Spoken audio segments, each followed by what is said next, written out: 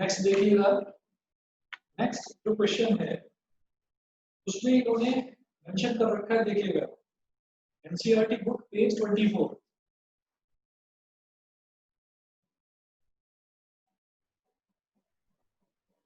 देखिए ये मेंशन कर रखा है एनसीईआरटी बुक पेज नंबर 24, ये चीज मेंशन कर रखी है। क्वेश्चन क्या है? How will you separate a mixture containing kerosene and petrol? Difference in their difference in their boiling point difference in their boiling points is more than 25 degrees Celsius which are miscible with each other। ठीक है, ये question दे रखा है। Page number क्या mention किया है NCERT का? Page number 24। आप क्या करेंगे, इस फोटोग्राफ को देखकर आप सीधा एनसीईआरटी का पेज नंबर 24 खोलेंगे। पेज नंबर 24 पर ये देखिए, पेज नंबर 24 पर काफी सारे क्वेश्चंस दे रखे हैं। ये देखो पेज नंबर 24 और 24 पर एक तो इस तरफ दे रखे हैं क्वेश्चन ये, और एक इस तरफ दे रखे हैं। तो पहले ये वाले देख लो क्वेश्चन यहाँ पर।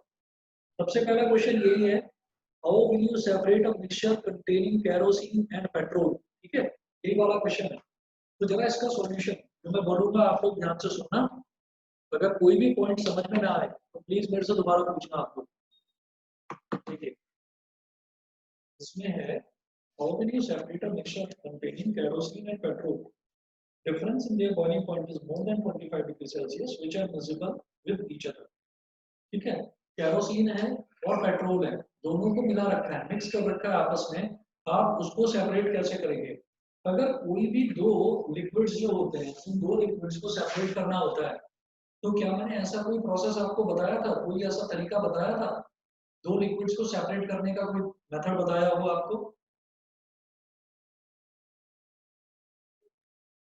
बताइए। दो लिक्विड्स को सेपरेट करने का कोई मेथड बताया था क्या? आप बताइए, मुझे कुछ ऐसा ध्यान आ रहा है कि मैंने आपको अल्कोहल का और वाटर को, अल्कोहल और वाटर को सेपरेट करने का कोई प्रोसेस बताया था सर जिसमें? Fractional distillation. बिल्कुल सही, फ्रैक्शनल डिस्टिलेशन, वो मैंने आपको करवाया था। जिसमें बीकर होता है बड़ा सा, और उस बीकर में ग्लास बीड्स होती हैं, कंचे होते हैं, मैंने बताया था ना आपको। तो इसमें ये लिखा हुआ है आंसर में, if the difference in the boiling points of two miscible liquids is 25 degrees Celsius or more, their mixture can be separated by the process of simple distillation। अगर डिफरेंस जो है वो 25 डिग्री सेल्सियस से ज्यादा है तो हम सिंपल डिस्टिलेशन से भी उसको सेपरेट कर सकते हैं। In this case the difference in the boiling point of two miscible liquids kerosene and petrol is 25 degrees Celsius। Therefore, a mixture containing kerosene and petrol can be separated by the process of simple distillation। अगर मान लीजिए कहीं पर ऐसा होता है कि kerosene और पेट्रोल है, केरोसिन और पेट्रोल का जो बॉइलिंग पॉइंट है ना, उनमें 25 डिग्री सेल्सियस से ज्यादा का अंतर होता है, तो हम ये कहेंगे कि जब दोनों में 25 डिग्री सेल्सियस से ज्यादा का अंतर है तो हम उसको सिंपल डिस्टिलेशन से अलग अलग कर सकते हैं। क्या तरीका है? किसी में दे रखा है, बहुत आराम से समझा रखा है। This can be done as follows. The mixture of kerosene and petrol is taken in a distillation flask fitted with a thermometer and a water condenser। On heating the distillation flask with a burner, the petrol having lower boiling point distills over first and collected in a suitable container. Kerosene having higher boiling point distills over later and collected in another container। Caution: petrol is highly inflammable; it catches fire easily। बहुत आसान है कि दोनों में 25 degree Celsius का temperature है, तो हमने क्या करा, डिस्टिलेशन फ्लास्क लगा दिया। डिस्टिलेशन फ्लास्क में तो ऐसे करेंगे, देखिए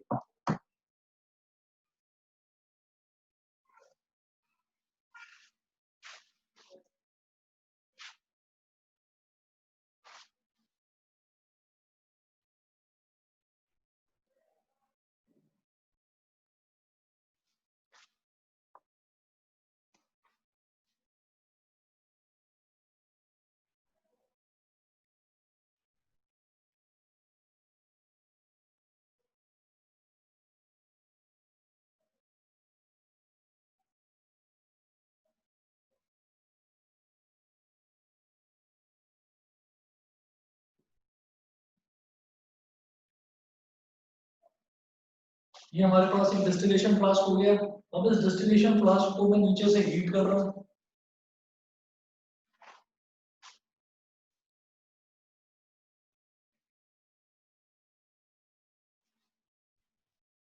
थोड़ा फ्लास्क ना बड़ा बन गया। अन्नी अन्नी मेरी आवाज आ रही है? अन्नी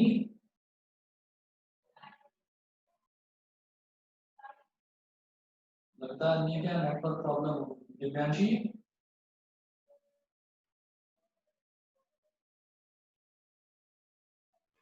सर हाँ सर अनमोल और युग का मैसेज आया है कि सर वो कनेक्ट नहीं कर पा रहे हैं। ओके कुछ प्रॉब्लम होगी फिर। अरे अरे सभी को प्रॉब्लम आ रही है आज तो कमाल है।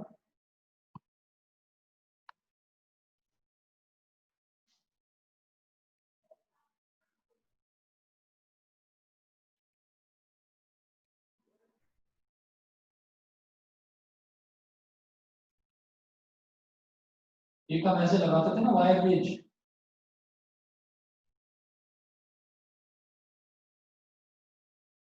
और एक टेबल रहती थी।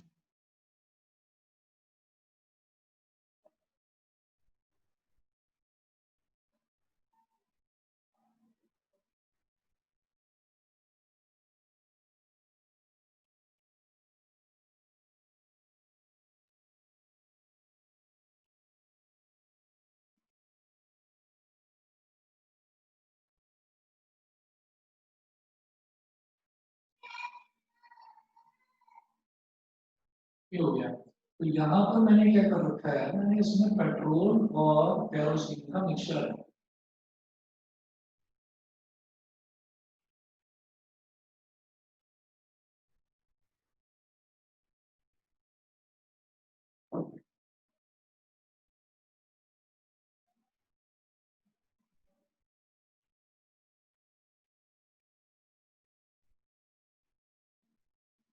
और जब हम इसको हीट करना शुरू करेंगे ना,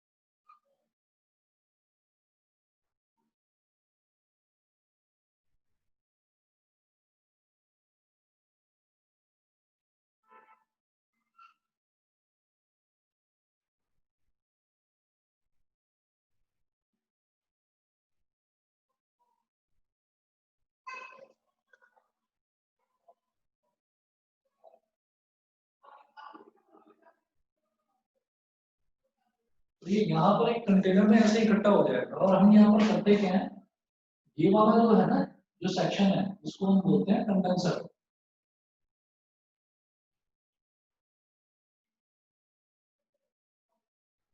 इसको बोल देते हैं वाटर कंडेंसर। मतलब ठंडा पानी फ्लो कर रहा है इसमें, और ठंडा पानी जो फ्लो कर रहा है यहाँ पर हम ये ऐसे करते हैं इस तरीके से, कोल्ड वाटर इन, कि ठंडा पानी यहाँ से अंदर जा रहा है, और यहाँ से हम ये कहते हैं कि वाटर आउट। अब वो ठंडे से थोड़ा उतना ठंडा नहीं रहता है, क्योंकि ये जो है ना, ये पोर्शन, ये वाली जो डिस्चार्ज ट्यूब है, ये बहुत गर्म हो जाती है। गर्म जो हो जाती है कि पेट्रोल वेपर्स ये ऐसे जा रहे हैं, क्योंकि पेट्रोल का बॉइलिंग पॉइंट ज्यादा होता है। और यहाँ पर बेटा हम लगा देते हैं थर्मोमीटर। याद है ऐसा प्रोसेस करवाया था आप लोगों को? अक्षर यस सर। है ना, इस तरीके का एक्सपेरिमेंट करवाया था, याद आ गया? Yes sir. है ना। अब इसमें क्या होता है कि यहाँ पर हमने ऐसा करा है कि जैसे मान लीजिए हमने पेट्रोल और केरोसिन का मिक्सचर है, दोनों मिक्स हो रखे हैं, हमने उसको गर्म करना शुरू करा। तो जब हम उसको गर्म कर रहे हैं तो गर्म करते हुए जो इसके वेपर्स हैं, पेट्रोल जल्दी इवेपोरेट होगा फटाफट, क्योंकि पेट्रोल का जो बॉइलिंग पॉइंट है वो केरोसिन से 25 डिग्री सेल्सियस 25 डिग्री सेल्सियस कम है, यानी कि पेट्रोल जल्दी इवेपोरेट होना शुरू हो जाएगा। फॉर एग्जांपल, अगर पेट्रोल का बॉइलिंग पॉइंट है 75 डिग्री सेल्सियस, तो 75 डिग्री सेल्सियस आते ही पेट्रोल ना इवेपोरेट होना शुरू हो जाएगा। अब जैसे ही वो इवेपोरेट होगा तो हम ये कहेंगे कि जो पेट्रोल है 75 डिग्री सेल्सियस है फॉर एग्जांपल पेट्रोल, और मान लो केरोसिन का है 100 डिग्री सेल्सियस, तो हम टेम्परेचर इसका 75 और 90 के बीच में ही मेंटेन रखेंगे। 75 और 90 के बीच में मेंटेन रखने से क्या होगा कि जितना भी पेट्रोल है वो सारा इवेपोरेट होकर यहाँ इकट्ठा हो जाएगा, और ये जो कंडेंसर है वो क्या करेगा, उसको ठंडा करता रहेगा पेट्रोल को। पेट्रोल के वेपर्स जा रहे हैं ना यहाँ पर, ये है पेट्रोल के वेपर्स। पेट्रोल के वेपर्स जो है उनको ये ठंडा कर देगा, और ठंडा करके सारा पेट्रोल यहाँ इकट्ठा हो जाएगा। और टेम्परेचर हम 90 डिग्री से ऊपर बढ़ने ही नहीं दे रहे हैं with the help of this thermometer. तो क्या होगा कि जितना भी केरोसिन है, केरोसिन वापस यहीं पर आकर ठंडा होकर केरोसिन यहीं पर रुका रहेगा, केरोसिन ऊपर जा ही नहीं पाएगा, क्योंकि केरोसिन अपने बॉइलिंग पॉइंट तक पहुंच ही नहीं पाया। समझ में आ गया आप लोगों को? समझ में आ गया? यस ठीक सर। है। अच्छा, अब इसके बाद में अगला देखते हैं। 1 मिनट रुकिए जरा।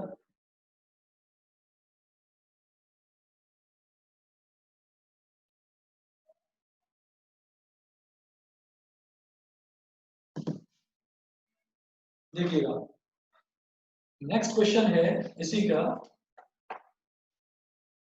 Question number 2। क्वेश्चन नंबर 2 बिल्कुल ऊपर देखिएगा। Name the techniques name the techniques to separate butter from curd. Second है सॉल्ट फ्रॉम सी वाटर, और थर्ड क्या है, कैम्फर फ्रॉम सॉल्ट। कैम्फर क्या होता है, कपूर। Camphor from salt. तो इसमें क्या होता है कि हमें टेक्निक्स बतानी है।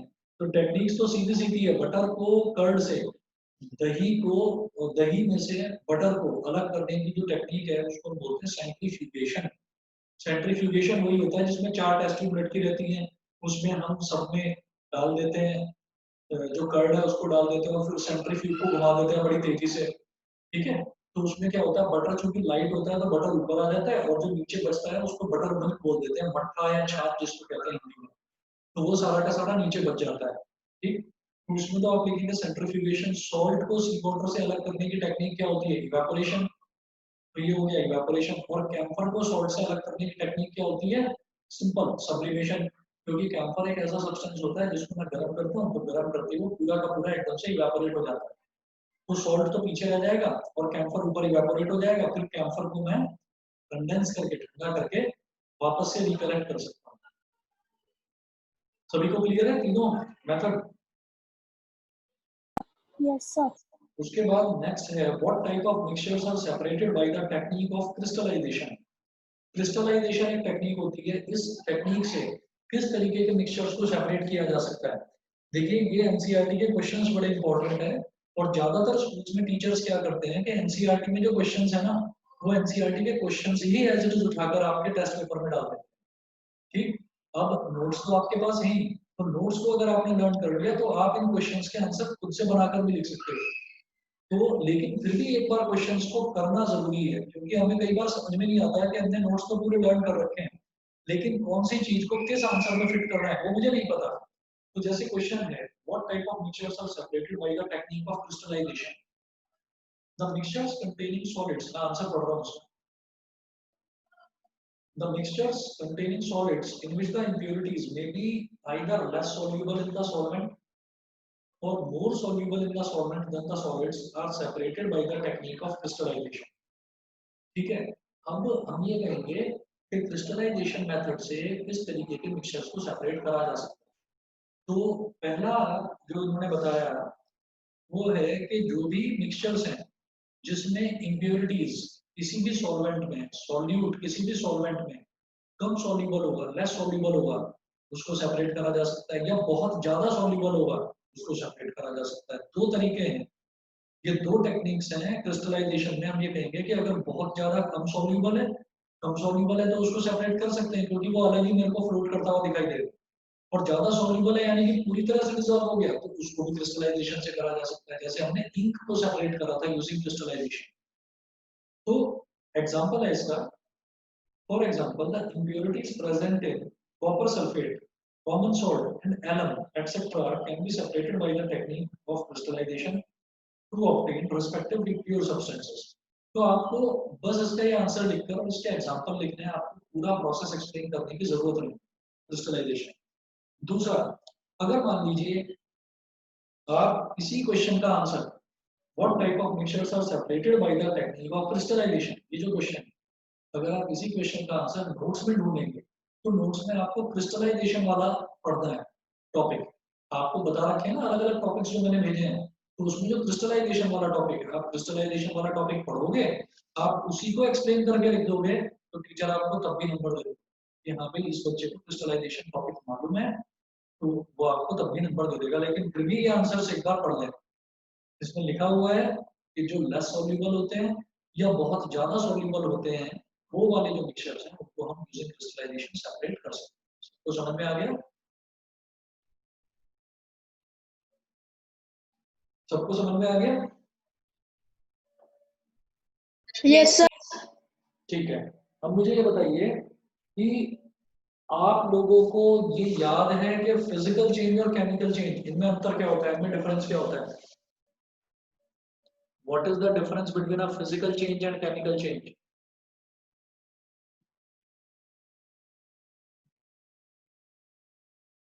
देखिए, फिजिकल चेंज क्या होता है कि in which no new substances are formed is known as physical change, और केमिकल चेंज क्या होता है, in which a new substances formed is called a chemical change. कैसे?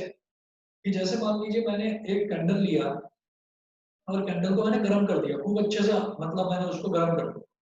गर्म करूंगा तो कैंडल का पूरा वैक्स जो है वो पिघल जाएगा, बताइए। कैंडल Yes, का sir. पूरा वैक्स पिघल जाएगा और पिघल कर मैं उसको अगर किसी कंटेनर में इकट्ठा कर दूं तो वो जो कैंडल का जो वैक्स पिघला है वो उस कंटेनर की शेप ले लेगा, बताइए, Yes, sir. है ना? तो इसका मतलब क्या हुआ कि वैक्स जो है, वैक्स की शेप वो चेंज हो गई, लेकिन कोई नया सब्सटेंस नहीं बना। पहले भी वैक्स था, अभी भी वैक्स है, कोई नया सब्सटेंस नहीं बना। तो this type of change is known as physical change. और जैसे मान लीजिए मैंने हाइड्रोजन लिया और मैंने ऑक्सीजन लिया, और मैंने हाइड्रोजन और ऑक्सीजन को 1:8 के रेशियो में, 1:8 का रेशियो होता है बाय मास, और 1:2 का रेशियो होता है बाय नंबर ऑफ एटम्स।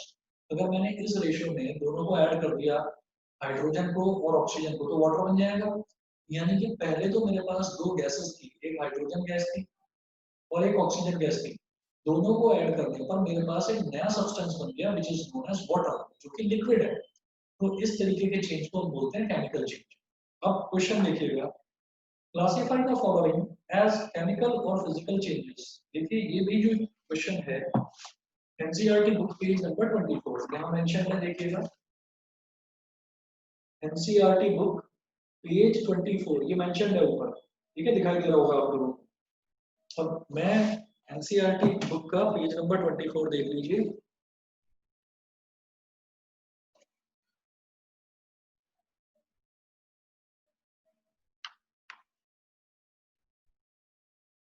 ये देखिए पेज नंबर 24 है यहाँ पर, जहाँ पर मेरी फिंगर दिखाई दे रही है, और इसमें ये क्वेश्चन देखिए जो ये बड़ा सा क्वेश्चन है, classify the following as chemical और फिजिकल चेंजेस। जैसे फर्स्ट है कटिंग ऑफ ट्रीज, सेकंड है melting of butter in a pan, ठीक। तो ये बहुत सारी चीजें दे रखी हैं, जैसे कटिंग ऑफ ट्रीज है, तो आप मेरे को बताओ कटिंग ऑफ ट्री क्या है, फिजिकल चेंज है या केमिकल चेंज है, ये बताइए।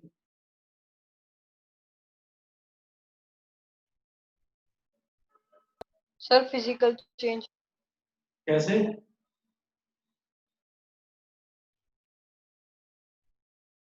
कटिंग ऑफ ट्री देखो, फिजिकल चेंज में एक चीज और भी होती है कि वो प्रोसेस जनरली रिवर्सिबल भी होता है। जैसे मैंने पेड़ को काट दिया, तो काटने के बाद क्या पेड़ को वापस चिपकाया जा सकता है उस पर? और अगर आप जबरदस्ती उस पर कोई गम वगैरह लगाकर आप उसको चिपका भी देते हैं, तो क्या वो वापस ग्रो हो जाएगा? बताइए। No, sir. नहीं होगा।